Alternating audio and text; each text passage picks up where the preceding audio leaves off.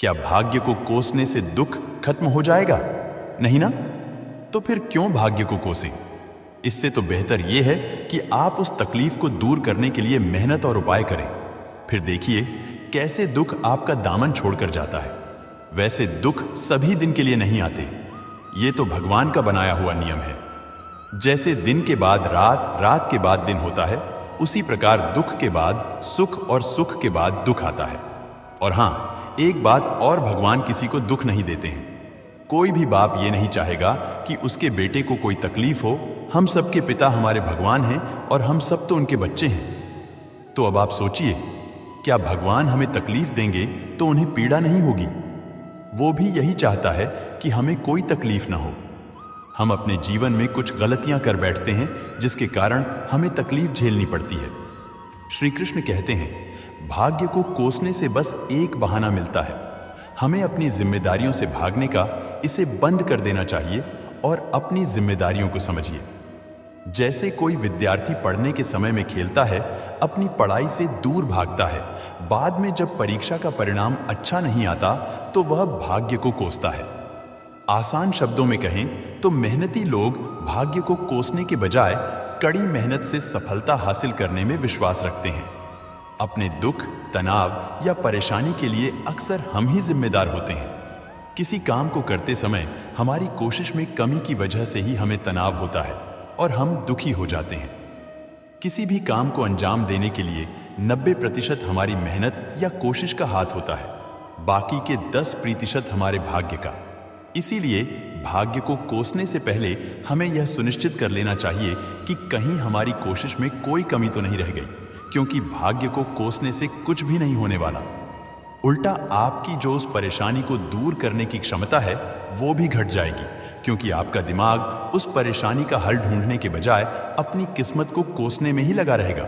और वास्तव में जो समस्या वास्तव में उतनी बड़ी नहीं है, जिसका हल आप प्रयास करके निकाल सकते हैं, वह आपको असंभव सी प्रतीत होने लगेगी।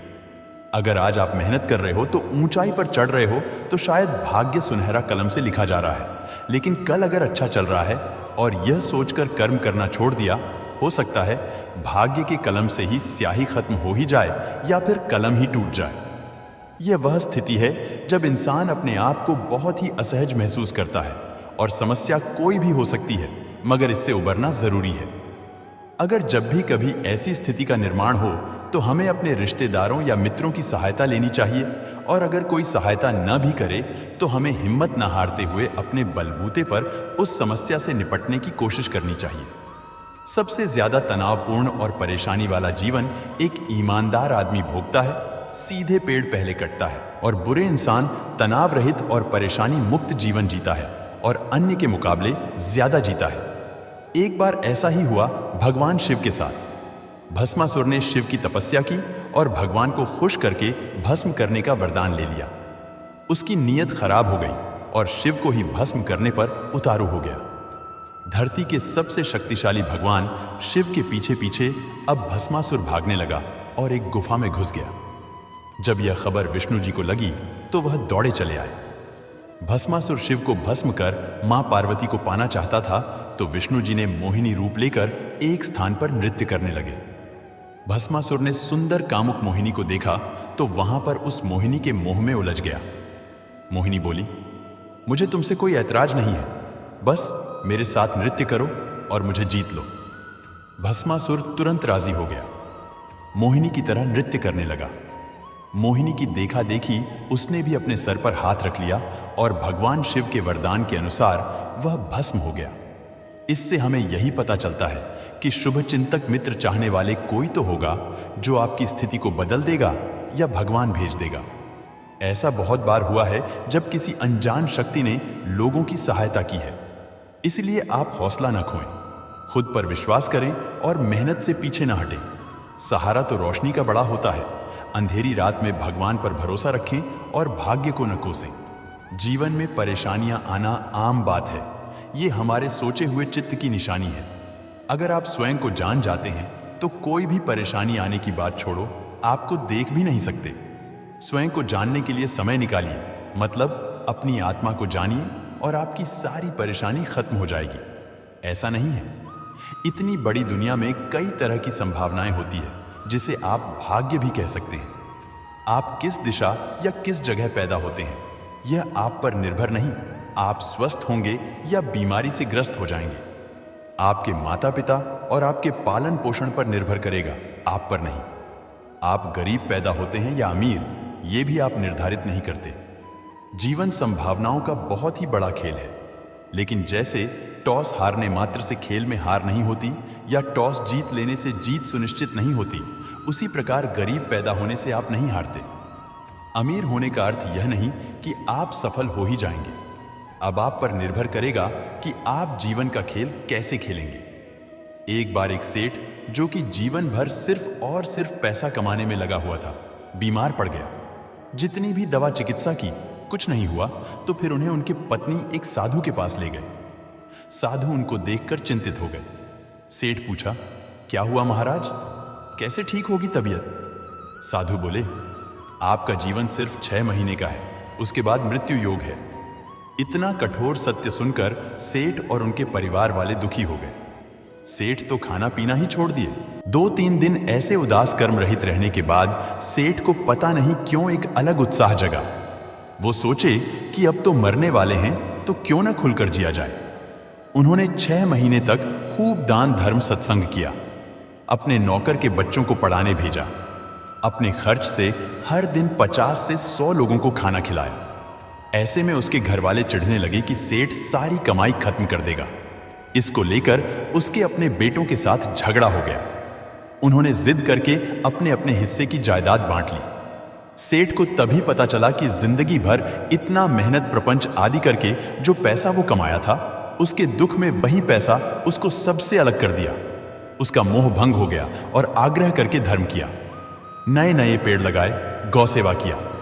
लोग भी उसे चंद महीनों में कंजूस सेठ से दयालु सेठ बुलाने लगे। अब और 15 दिन बाकी था उसकी मौत का।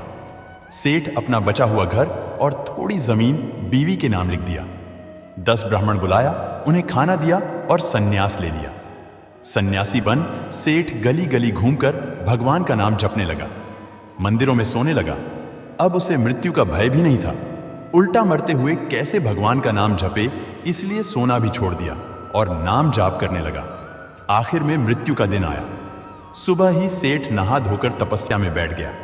नदी किनारे 1 दिन गया, 2 दिन गया, 3 दिन गया, मृत्यु नहीं हुई।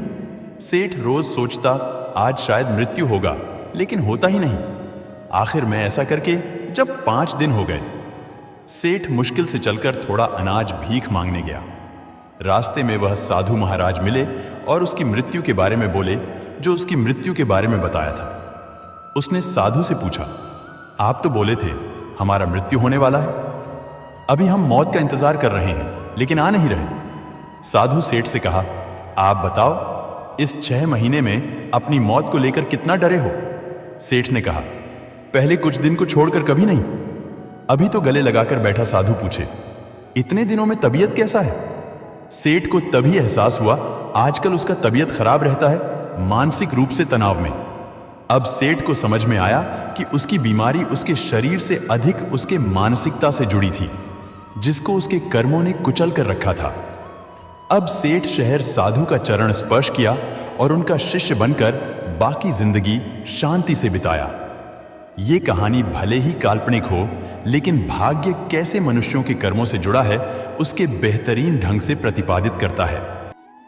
दोस्तों, आज के लिए इस वीडियो में बस इतना ही। अगर आपने इस वीडियो से कुछ भी सीखा है तो कृपया इस वीडियो को एक लाइक कर दें और कमेंट में जय श्री राधे कृष्णा जरूर लिखें। अगर आप इस चैनल पर नए हैं और आप ऐसी वीडियो और देखना चाहते हैं तो कृपया चैनल को सब्सक्राइब करें और नोटिफिकेशन बेल आइकॉन को ऑल पर सेट कर लें, ताकि हमारे सभी नए वीडियो के नोटिफिकेशन सबसे पहले आपके पास आ जाए। आपका समर्थन हमारे लिए बेहद ही महत्वपूर्ण है। श्री कृष्ण की कृपा आपके साथ सदैव बनी रहे। धन्यवाद। जय श्री कृष्णा।